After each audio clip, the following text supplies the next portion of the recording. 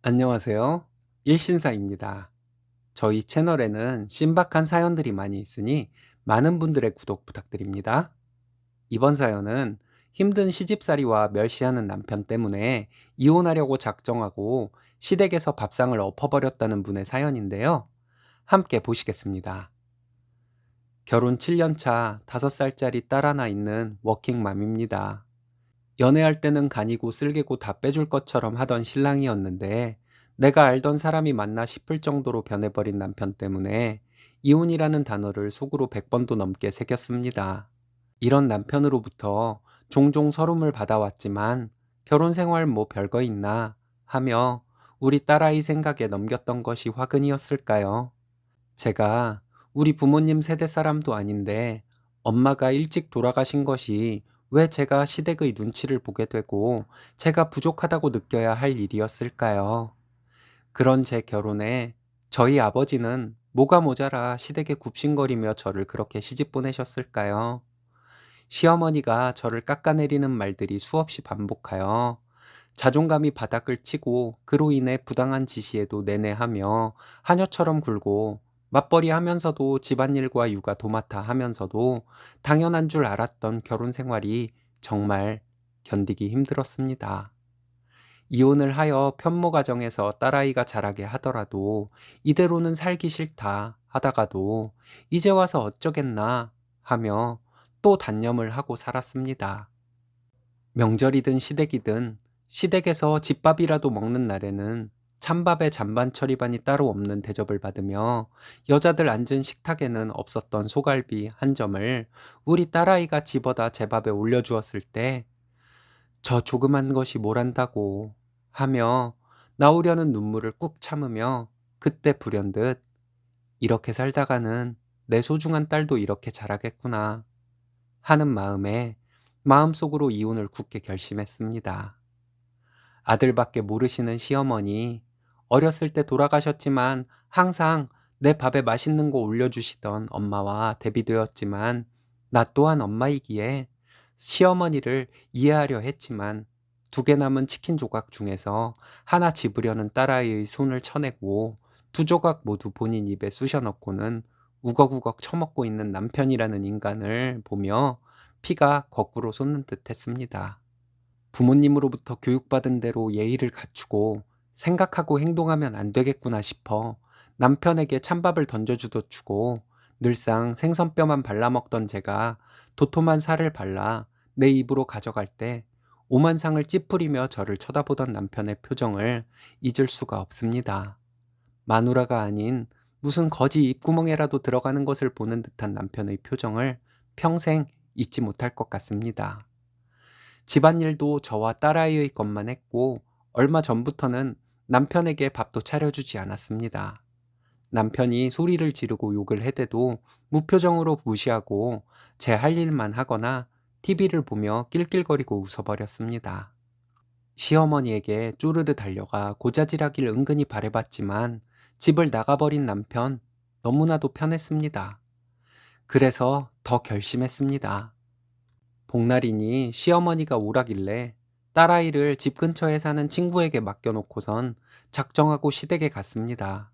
남편에게 전화해서 복날이라 시어머니가 오라 해서 시댁에 가고 있다 하니 그럼 그렇지 니까짓게 라는 식으로 말하는 나를 혐오하는 듯한 남편의 말본새 꾹 참고 남편과 함께 시댁에 갔습니다. 역시나 아무 준비도 하지 않은 시어머니, 재료라도 사다 놓으신 것에 감사를 드려야 하나 하는 생각에 헛웃음을 지으며 땀으로 옷을 적셔가면서 만들었습니다. 시부모님과 남편은 얼음에 오디를 타서 처마시고 에어컨 쐬면서 TV 보고 있는 것을 보니 당장 뜨거운 삼계탕을 들어부어 버리고 싶었습니다. 복날이라고 삼계탕을 먹을 때마다 먼저 떠서 시아버지 시어머니 드리니 그대로 남편 접시에 옮기며 이런 것은 남자가 먹어야 한다는 말이 떠올랐습니다. 제가 그 말을 박살내버리려고 간 것은 누구도 몰랐겠죠. 다리를 뜨려는 시어머니가 잡은 국자를 빼앗듯이 낚아채서 다리 하나를 떠서 내 접시에 놓고 국자로 냄비를 뒤적이면서 내가 먹고 싶은 인삼, 대추를 양껏 내 접시에 담아 먹었습니다. 시어머니는 소리를 지르시며 뭐 하는 짓이냐고 하길래 내가 좋아하는 것들을 먼저 먹으려고 한다고 하며 먹는 것에 열중하려 했습니다. 불편한 듯 자리를 뜨는 시아버지, 불그락 푸르락 하는 남편의 아랑곳하지 않고 먹고 있었더니 내 앞에 놓인 접시를 휙 낚아채서 던져버리는 시어머니에 밥 먹던 개한테도 안 그러겠다고 고래고래 소리 지르며 밥상을 엎어버렸습니다. 그리고 피를 토하듯 그동안 쌓여왔던 것들을 내뱉었습니다. 뭔가에 씌인 것 마냥 바닥에 나뒹굴며 오열과 통곡을 하며 여지껏 담아온 말들을 내뱉었는데 꿈이라도 꾼 듯 선명하지 않습니다. 굳어져 나를 바라보고 있는 세 사람에게 이혼하겠노라며 집을 나왔습니다. 친구에게 전화를 해서 염치가 없지만 사정은 나중에 말하겠다고 하며 딸아이를 조금만 더 데리고 있어달라 부탁을 한 뒤 다음에 오면 문을 안 열어주거나 못 가져갈까봐 창고에 있던 박스를 꺼내와 닦지도 못한 채 미친 듯이 짐을 챙겼습니다. 당장 올 수 있는 용달을 찾으려 몇 번이고 여기저기 전화를 했고 그 길로 친정아빠 집으로 짐을 보낸 뒤 새벽이 되어서야 눈물이 멈췄습니다. 어제는 회사에 양해를 구했고 휴가를 조금 당겨 쓰게 되어 푹 자고 싶은데 잠도 안 오고 전화는 시자 들어가는 것들 모조리 차단해 두었지만 뭔가가 온다고 폰이 울리긴 하는데 뭐라고 짓거리는지 모르겠습니다. 여기 있는 것을 뻔히 알 텐데 찾아오지도 않는 거 보면 여기 와도 아버지한테 무슨 일을 당할지 몰라서 두렵거나 내가 이렇게 나가봐야 며칠 있으면 빌고 들어오겠지 하는 덜 떨어진 생각 때문이라는 생각에 헛웃음이 나옵니다. 결혼할 때 여자는 전업주부이어야 한다고 고집부리는 시어머니에게 자기 혼자는 벌어서 못 먹여 살린다고 설득한 남편에게 고마워해야 할지 다니고 있는 회사가 있으니 그나마 안심이 됩니다. 홀가분하면서도 복잡하고 참 여러 가지 감정이 듭니다. 힘들다가도 개운했다가도 참 이상한 요 며칠입니다. 시부모와 남편은 들어오기만 해봐라 내가 가만두나 하고 있을 테니 뜻밖의 소송장을 받도록 해야겠습니다. 먼저 소송을 거는 것이 유리하다고들 하니 소송부터 걸어야겠습니다. 이혼 소송은 내 잘못이 아닌 경우라면 먼저 시작하는 것이 유리하다는 말을 어디서 주워들은 것 같은데 변호사를 만나 재산분할, 양육권, 양육비 청구 등에 대해 얘기해 봐야겠습니다.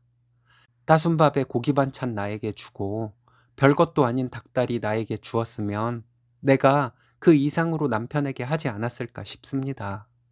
당장 먹지 않으면 굶어 죽는 시대도 아니고 고기를 먹어도 먹고 싶은 부위를 실컷 먹을 수 있는 시대에 살면서 먹을 것 가지고 차별하고 며느리 깎아내리는 말로 위로를 삼고 그걸 보고 배워 한술 더 뜨는 남편이라는 놈, 이 셋을 더 이상 사람이라고 대우해 줄 수는 없습니다. 떼쓰지도 않고 착하디 착한 우리 딸아이, 왜 우리가 외가에 와 있느냐고 묻지도 않습니다. 엄마의 무지함이 너를 너무 빨리 철들게 한 것은 아닌지 마음이 미어집니다. 다 필요 없고 우리 딸만, 제발 우리 딸만 내 슬하에 있게 되면 하는 마음으로 이 지긋지긋한 악몽을 깨끗하게 털어내고 싶습니다. 저도 사랑받고 칭찬받는 삶을 살고 싶습니다.